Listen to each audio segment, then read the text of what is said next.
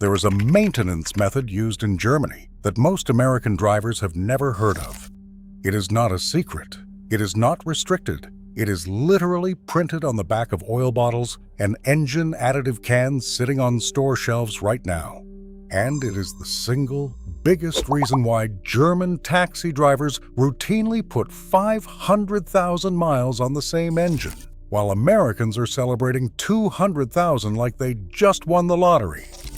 I have been working on engines for over 20 years, and about 6 years ago I had a conversation that changed everything I thought I knew about engine longevity. A customer brought in a 2002 Volkswagen Passat with a 1.8 turbo. Now, if you know anything about that engine, you are probably already cringing. The 1.8T is famous for sludging up, eating turbos, and dying around 130,000 miles, if you even look at it wrong. This one had 340,000 miles on it. I thought the odometer was broken. It was not. The owner was a German engineer working in the States. He told me he had followed what he called the German maintenance method since the day he bought the car. The engine was quiet. Not quiet for its age. Quiet, period. I pulled the valve cover expecting to see a science experiment. The inside of that engine looked like it had 40,000 miles on it. Clean, golden oil residue. No sludge. No varnish. That day I started asking questions. And what I learned over the next few years completely changed how I service engines, including my own. Today I am going to walk you through the 5 principles of the German method. These are not theory. These are not opinions. These are engineering-backed practices used across Germany, taught to every mechanic who touches a BMW, Mercedes, Porsche, or Volkswagen, and exposed to the harshest inspection system in the world. If you follow these 5 steps, your engine will run quieter, last longer, and cost you dramatically less in the long run. Let us get into it. Principle number 1. Use the exact oil specification your engine was designed for. Not close. Exact. This is where Americans get it wrong more than anywhere else. And I say that with love because I got it wrong for years too. In the United States, we shop for oil by 2 things: brand name and viscosity. You walk into the parts store, grab a 5W30 synthetic from whatever brand is on sale, and you think you are doing the right thing. In Germany, that approach would be considered negligent. German manufacturers do not just recommend a viscosity. They engineer proprietary oil specifications that are significantly more demanding than the standard American API, or ILSAC ratings. BMW has their Long Life 01 and Long Life 04 specs. Mercedes-Benz has their MB 229.5 and 229.51 approvals. Volkswagen and Audi have V502 HO, 504 HOS, and 507 HOS standards. These are not marketing gimmicks. These specifications dictate the exact additive package, the thermal stability, the shear resistance, and the ash content the oil must meet before it is approved to run in that engine. Here is why that matters for engine noise. German engines, especially modern turbocharged ones, use incredibly tight tolerances.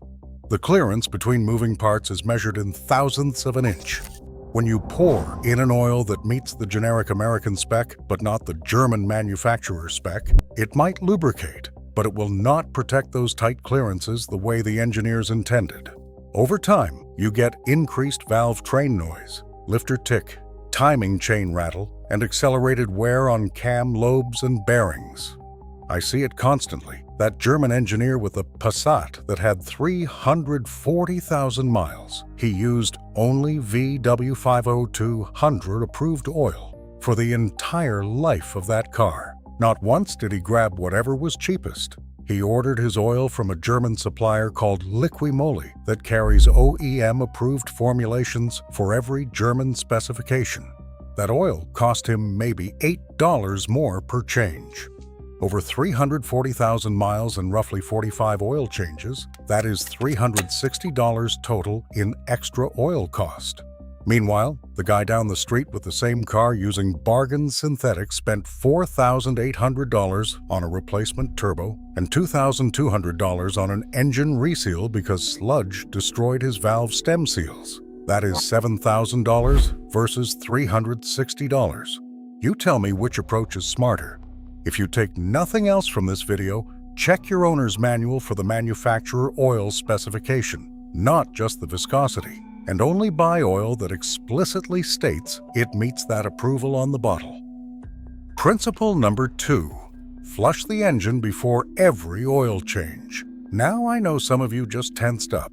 Engine flushes have a bad reputation in the States, and honestly, some of that reputation is earned.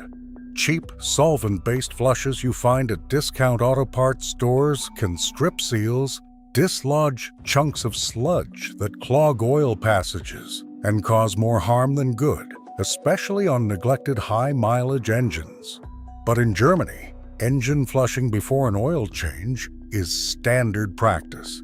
It is taught in trade schools. The difference is that they use proper flushing agents designed to dissolve deposits gradually without attacking seals or overwhelming the oil system. Liquimoli Proline Engine Flush was developed specifically for this purpose. Pour it in when the engine is at operating temperature, then idle the engine for 10 to 15 minutes. It dissolves sludge, varnish, and carbon deposits from the oil passages, piston ring zones, and bearing surfaces. Then drain everything out with the old oil. The result is that fresh oil is not sitting on top of old contamination.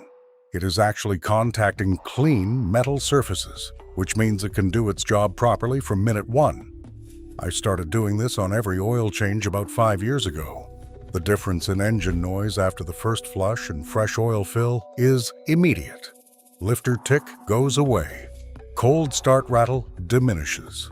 The engine smooths out because the hydraulic lifters and variable valve timing systems are getting clean oil through clean passages. One important caveat: if your engine has 150,000 miles of neglected oil changes and is loaded with sludge, do not jump straight to a heavy flush. That is how you dislodge a chunk that blocks an oil galley and starves a bearing. In those cases, start with a short interval change. Put in inexpensive oil and a new filter. Drive it 500 miles. Drain it, and then do the flush. Treat it as a staged cleaning. The Germans call this a step clean. It takes 2 oil changes to get it done right, but the payoff is enormous. Principle number 3. Never skip the warm-up, but do it the right way. Here is a fact that most people either do not know or choose to ignore. Somewhere between 75 and 90% of all engine wear happens during cold starts and the first few minutes of driving before the engine reaches operating temperature. That is not my opinion. That has been demonstrated in multiple engineering studies. At cold temperatures, the oil has not reached full operating viscosity. It has not circulated through every bearing, lifter, and cam journal. The piston rings have not thermally expanded to seal against the cylinder walls properly, which means you get increased blow by fuel dilution of the oil and metal-on-metal contact in places that should be separated by a pressurized oil film. In Germany, drivers are taught from day 1 to respect the warm-up period. But here is the critical part. They do not just sit in their driveway idling for 10 minutes. Prolonged idling on a cold engine actually causes more harm because the engine does not build enough heat to burn off condensation and fuel residue in the oil. The German approach is specific. Start the engine, let it idle for 30 to 60 seconds. This allows oil pressure to build and reach the upper end of the engine. Then drive gently, keeping engine speed below 3,000 revolutions per minute for the first 5 to 10 minutes. No hard acceleration, and no highway merging at full throttle. Let the coolant and oil temperatures come up gradually and evenly. This is exactly what Porsche teaches their owners during the break-in period, and it applies to every engine, not just new ones. A Porsche engineer once explained it like this: the moving parts inside an engine expand at different rates as they heat up. Pistons expand faster than cylinder walls. Bearings change clearance as they warm. If you slam the throttle before everything has reached thermal equilibrium, you get uneven wear patterns that compound over thousands of cycles. Drive gently for the first 10 minutes, every single time, and you eliminate the #1 source of premature engine wear. I started doing this religiously 5 years ago on my own vehicles. The one I drive daily now has 210,000 miles. A compression test came back within factory specification on all 4 cylinders last month. That does not happen by accident. Principle number 4, maintain the cooling system like it is part of the engine, because it is. Americans tend to think of the cooling system as separate from the engine. You check the coolant level once in a while, maybe flush it every 5 years, and call it good. In Germany, the cooling system is treated as a critical engine component with its own strict maintenance schedule. And there is a very good engineering reason for that. Your engine is designed to run at a specific operating temperature, typically around 200 to 220 degrees Fahrenheit, or roughly 90 to 105 degrees Celsius. At that temperature, the oil is at its optimal viscosity. The piston rings have expanded to seal properly. The fuel burns efficiently. The emission system works correctly. When the cooling system is not maintaining that temperature precisely, everything falls apart. Run too hot, even by 15 degrees, and you accelerate oil breakdown, warp cylinder heads, and blow head gaskets. Run too cold because of a stuck-open thermostat, and you get dramatically increased engine wear, sludge buildup, and poor fuel combustion that washes oil off the cylinder walls. German manufacturers recommend replacing the coolant every 2 years or 30,000 miles, whichever comes first. They also recommend replacing the thermostat proactively every 60,000 to 80,000 miles, not waiting for it to fail. The water pump gets replaced at similar intervals, especially on engines where the water pump is driven by the timing chain or belt. A $400 water pump replacement at 80,000 miles costs a lot less than a $3,500 overheating repair at 95,000 miles because you waited. And here is the detail that most shops will not tell you. Not all coolant is the same. German engines typically require G12 or G13 specification coolant, which uses an organic acid technology formula designed for aluminum engine blocks and heads. Pour the wrong coolant in a German engine, or even a modern American engine with aluminum components, and you risk internal corrosion that eats away at water jackets and head gaskets from the inside. You will not see it until it is too late. The TÜV inspection in Germany, which is required every 2 years for every vehicle on the road, checks the cooling system as part of its comprehensive evaluation. Inspectors look at coolant condition, thermostat function, hose integrity, and radiator performance. If your cooling system is not up to standard, you do not pass. You do not drive. Period. That kind of mandatory accountability is one reason why German cars on German roads routinely survive to high mileage. There is no option to neglect it. Principle number 5. Treat the fuel system as part of routine maintenance. The last component of the German method is one that almost nobody in America does unless something is already wrong: regular fuel system cleaning. In Germany, adding a fuel system cleaner to the tank every 3,000 to 5,000 miles is standard maintenance. Not because the car is having problems, but because prevention is cheaper than repair.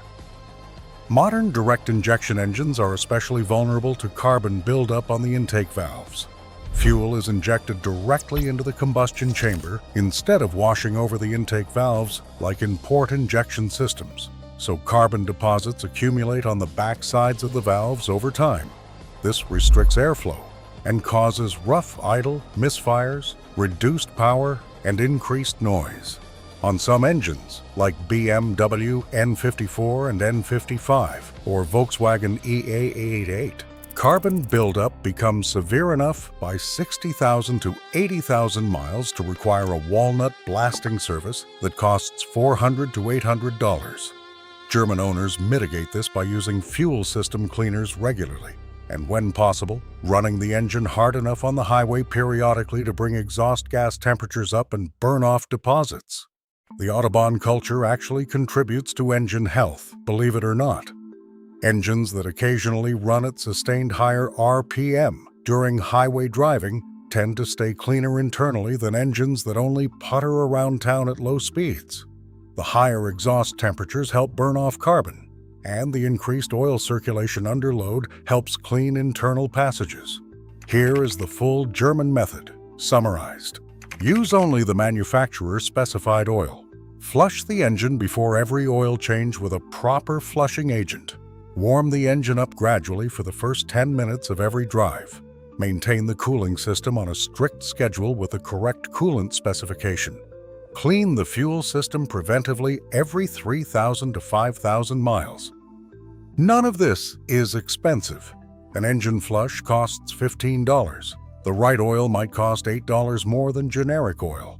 Fuel system cleaner is $12 a can. A coolant flush is $150.